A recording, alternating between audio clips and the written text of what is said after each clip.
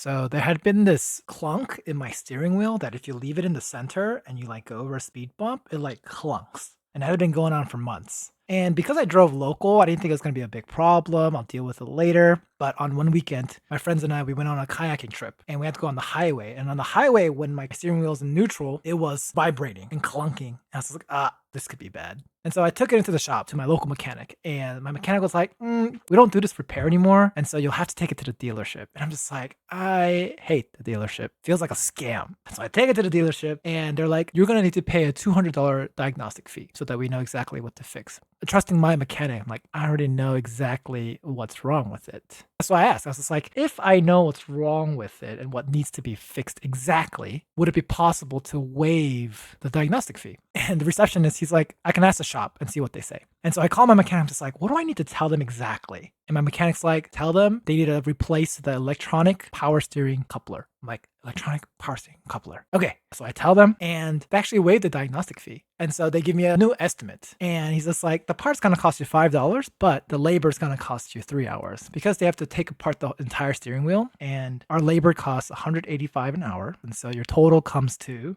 $560.46. I'm just like, can I have a moment? It's like, sure. And so I look up replacing electronic power steering coupler on YouTube.